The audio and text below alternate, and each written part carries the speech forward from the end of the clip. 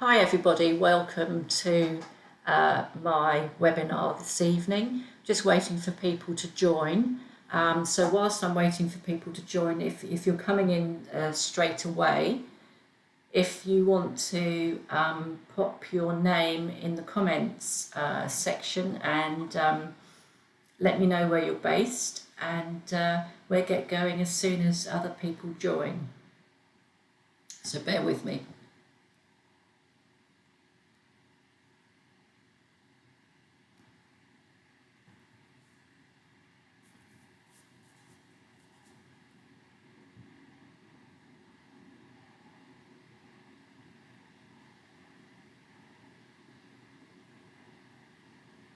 We'll give it a bit longer for people as they come on board.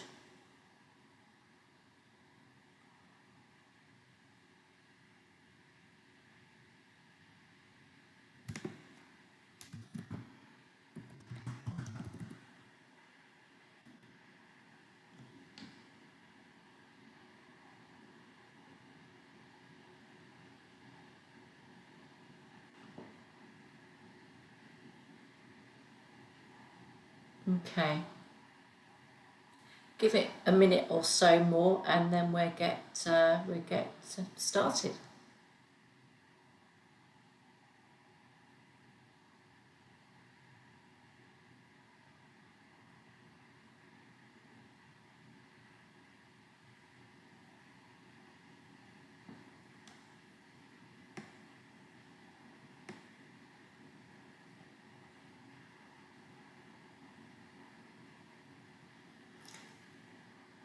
Okay, let's make a start. So just to introduce myself, my name's Heather Scales and I run Heartbeat HR Limited. So what I do is I support businesses in all areas of HR to improve people processes and enhance performance. And tonight I'm going to talk a bit about how to increase your team's or your manager's performance and development in terms of their inexperience. So moving an inexperienced manager into a fully functioning manager. So ask any questions that you want to along the way. And hi Loretta, thanks for joining. Certainly what I'll be doing is answering any questions as we go through, so please don't stand on ceremony. If you want me to answer anything or go back in terms of the presentation, just stop, ask a question, and we can go back. So what I'm going to do is go through a presentation, and I'm going to sort of highlight some key areas. What I'll also be doing is making sure that there is an opportunity at the end to ask any questions, but also I'll be giving you some freebies. So stay tuned for the freebies. But anyway, let's get started. So one of the issues that businesses face is that often they employ or recruit individuals into management roles, so people management roles, and they don't have the experience. And what they think is, if they're technically sound, they'll be able to fulfill a management role, and that isn't the case. Usually what happens is you need to have some development before you're placed in that role.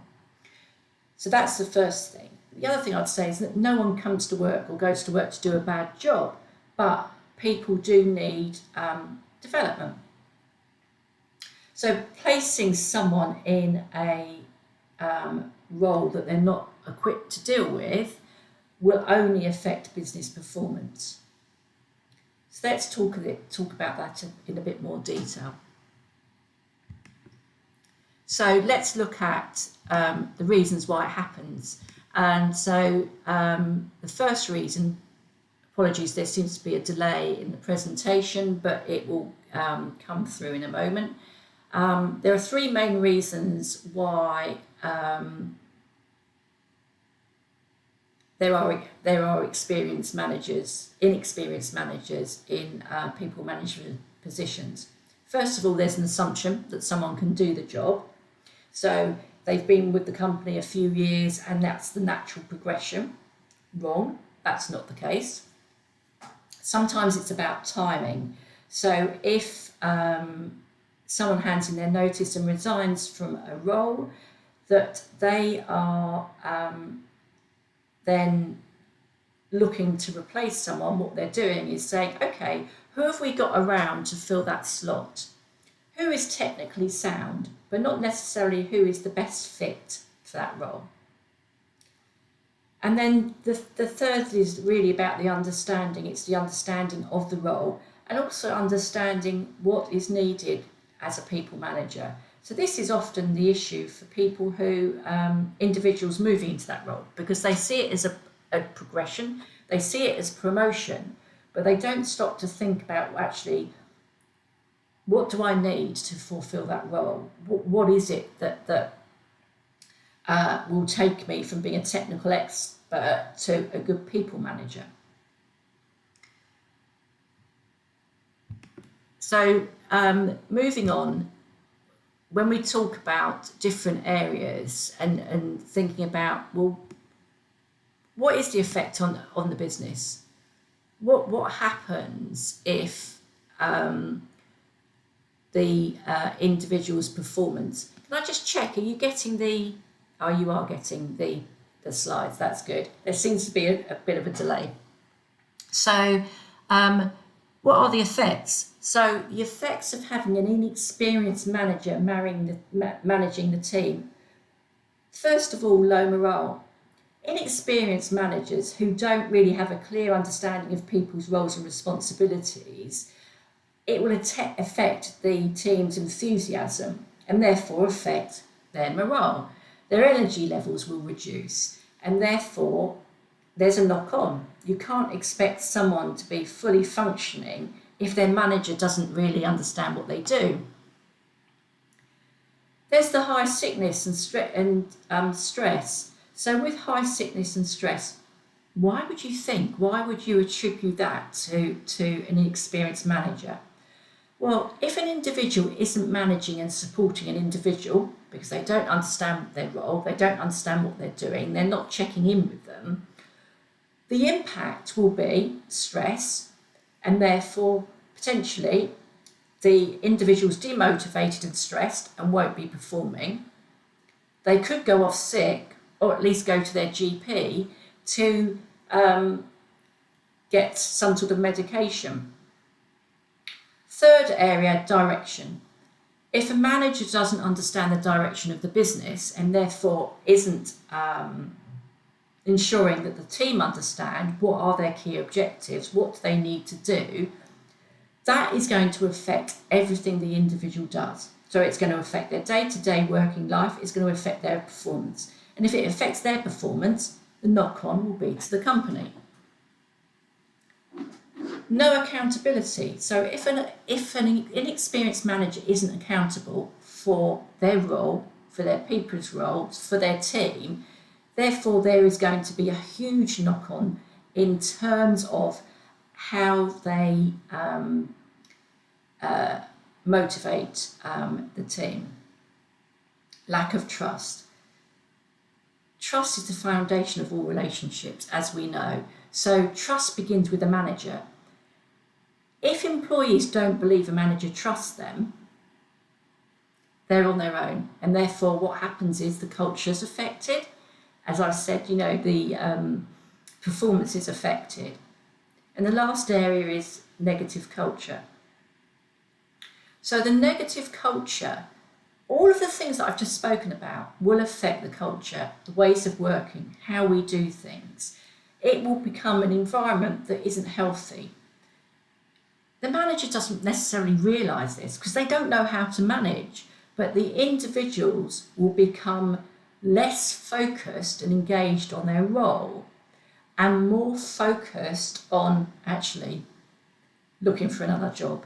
How do I get away from here? What's the best way to resign and go elsewhere. It's not their fault.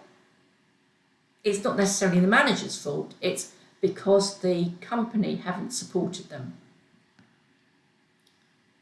So then we're going to look at, okay, so what is it that we need to think about to improve what we're doing?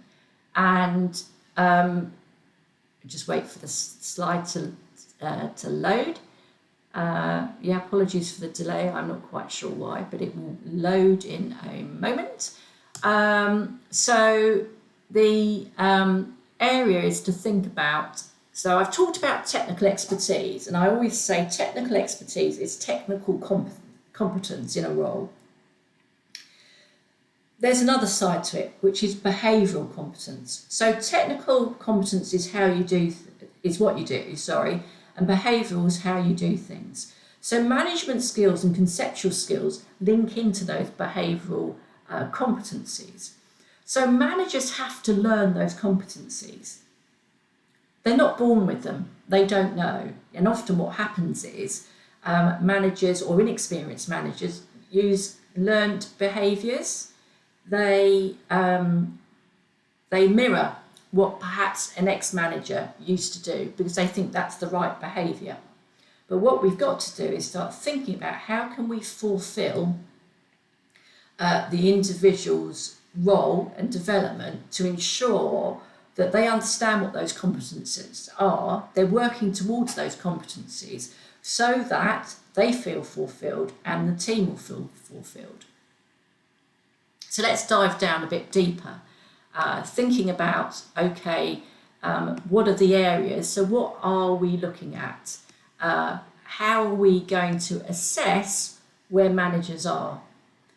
So if we think about behavioural skills, and we think about, well, what are the skills that a manager needs? They need to be able to communicate effectively. That's number one. They need to be able to delegate. They need to be able to problem solve. They need to be able to plan. They need to make decisions, and they need to motivate the team. And all of those areas, interpersonal skills underpin them. So these enhance everything that a manager should do and how a manager should behave. As I say, you don't just have them. There could be some people who are good at decision making, but it's not necessarily the process that you follow. It's how do you ensure that the way that you communicate to your team, that they understand the decision making and they buy into that. So it's much broader than that. So if we take this a step further, and I've talked about analysing the gaps, what we need to do is assess where the inexperienced manager is now and where they need them to be. And we have to do that by carrying out some analysis rather than I think they're there. We need to ensure that they carry out their own gap analysis and we as business leaders do the same thing. So let's delve down a bit further.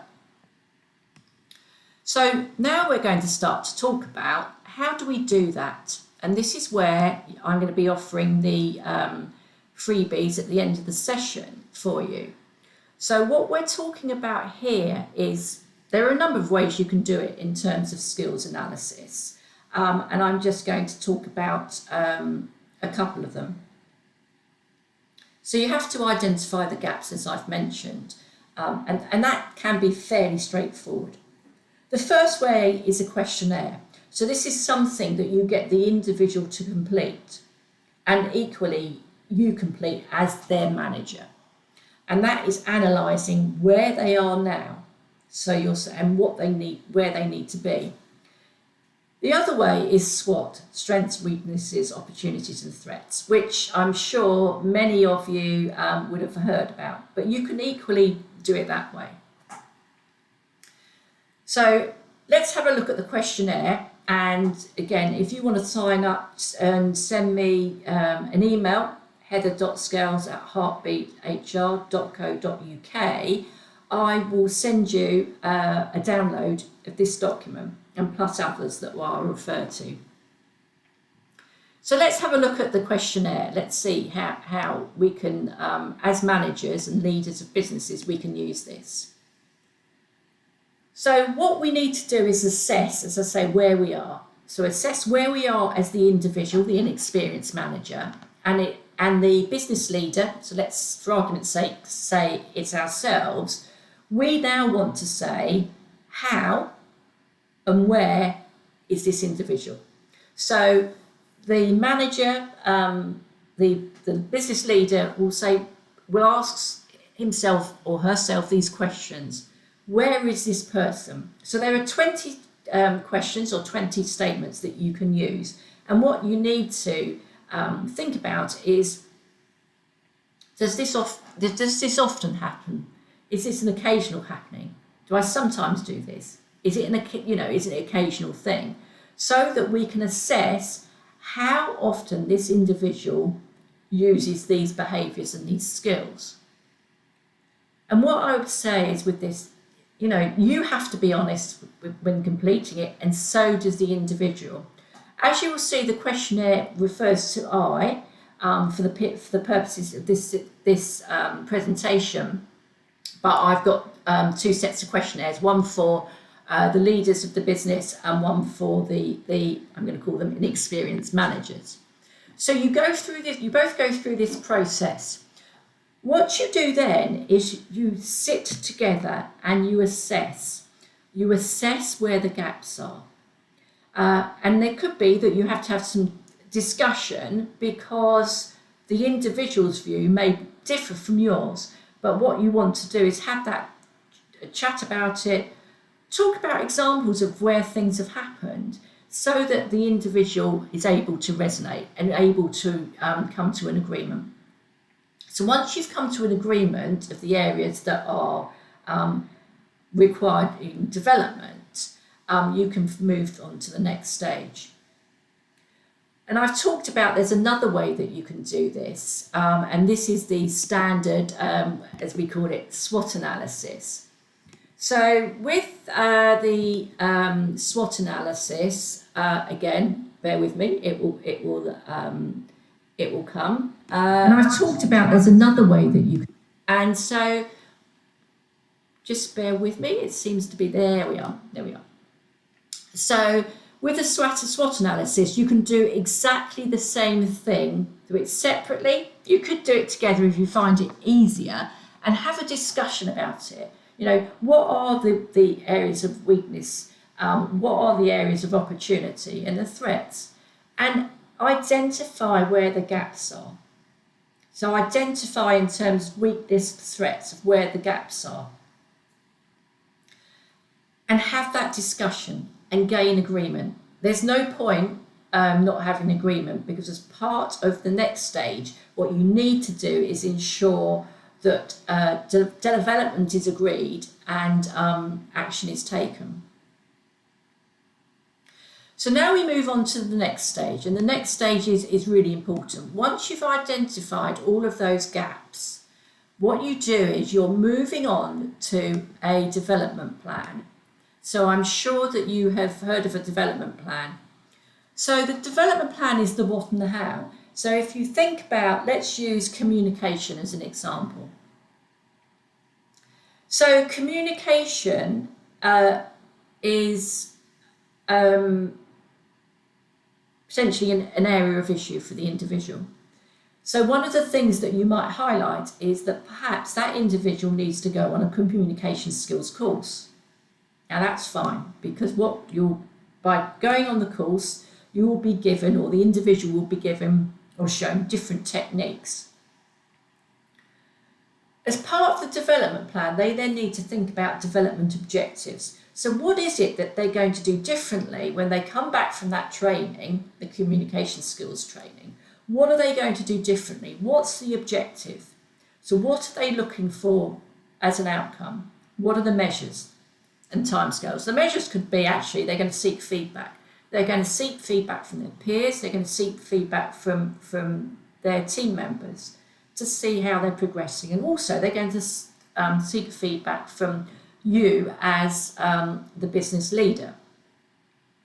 So the development plan has to be really robust, and it has to include what I call learning objectives. Now, what I'd say to you is development doesn't just happen. If you think that an individual, an inexperienced manager, is going to become an experienced manager overnight with development, they're not. You can give them the tools and techniques, but they then have to utilise those, and they have to keep playing those out, if you like, day in, day out within their role. So let's take it one stage further. If you're now thinking about development for your inexperienced managers, why don't you start to think about development for those individuals who are part of your succession plan, who that you can see that are key talent. They're growing through the business. Start to develop them now before they become people managers. Think about the different courses that they can undertake. Don't leave it to chance, because all that's happening now, because you've got the inexperienced managers in roles and they are affecting the business, you're playing catch up. Now, this is something that you may say, do you know what, this isn't really my expertise. I'm not sure I can do this. You can certainly do this gap analysis. This is very straightforward to identify the gaps for an individual and put together a development plan. But having said that, if you are struggling at all and you're thinking, do you know what, I might need a bit of extra support, one of the things that I can do is support you with that. Now, I can support that in a number of ways, whether it be management development courses, which I do a 90-day course, because it's not necessarily about one-day courses, which feel a bit like a sheep dip. It's about having an ongoing course that is effective for the individual, and it plays to, it focuses on the areas that they need support with. I can do the overall gap analysis, so what I've just taken you through, I can do that for you. Succession planning, one-to-ones, 360 feedback, which is really important for all managers to have. So these are a number of ways that I can support you. Equally, I can support you by sending you these freebies. So I can send you, just to recap, I can send you the questionnaire that will really help you identify the gaps with instructions, the SWOT analysis, again, to identify the gaps with instructions, and also the development plan with step-by-step instructions. So, as I say, if you want to find out more about this, then do let me know. Just put your details in here or send me an email on heather.scales@heartbeathr.co.uk, and I'll be able to support you. So thanks everybody for joining me tonight, and as I say, if you've got any questions, do drop me an email, and I'll speak to you soon. Bye now.